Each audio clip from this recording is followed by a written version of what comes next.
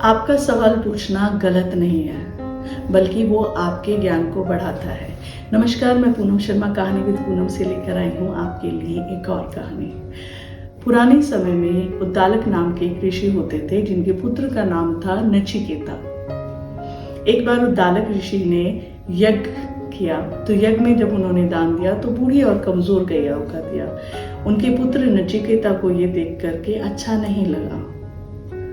उन्होंने अपने पिता से पूछा कि पिताजी, आप मुझे किसे दान करोगे? पिता ने उनके सवाल पर ध्यान नहीं दिया। उन्होंने फिर से पूछा, पिताजी आप मुझे किसे दान करोगे?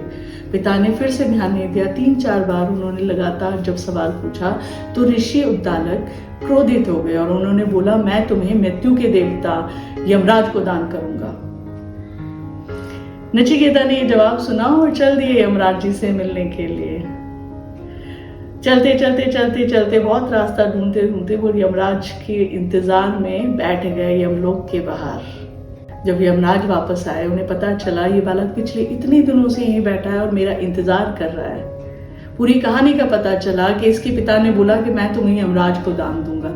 तो यमराज ने उन्हें बहुत तरह से समझाकर वापस भेजने की कोशिश करी, लेकिन नचिकेता को तो लगा मेरे पिताजी ने तो मुझे यही जवाब दिया कि वो मुझे यमराज को दान करेंगे, तो मैं तो सही जगह आया हूँ। उनकी जिद के आगे यमराज हार गए। उन्होंने उन्हें 3 वरदान लेने के लिए कहा। पहले वरदान में नचिकेता ने मांगा कि आप मुझे ऐसा वरदान दें कि मेरे पिता का क्रोध शांत हो जाए और वो मुझे अपना लें। यमराज ने कहा, तथास्तु।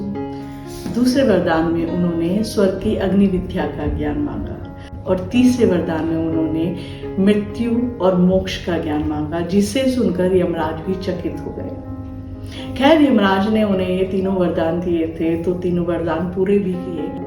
आगे जाके नचिकेता अपने ज्ञान के लिए काफी प्रसिद्ध भी हुए। पर बहुत बार हमारे बच्चे जब हमसे सवाल पूछते हैं, हम भी ऐसे उल्टे सीधे जवाब उन्हें गुस्से में आकर के दे देते हैं। तो सवाल पूछना गलत नहीं है। आप अपने बच्चों को सिखाइए क्यों, क्या, कैसे वो पूछे, अपने टीचर से, अपने बड़ों से, अपने पेरेंट्स से। पर गलत जवाब देना गलत है, उनके सवाल पे गुस्सा होना गलत है। आप उनके आइडल हैं, आप उनके लिए सब कुछ हैं। अगली बार जब आपका बच्चा आपसे कोई सवाल पूछे तो जवाब देते हुए एक बार सोच लेना, कहीं ऐसा ना हो आपका बच्चा भी आपके शब्द को पूरा करने के लिए कहीं चल दे।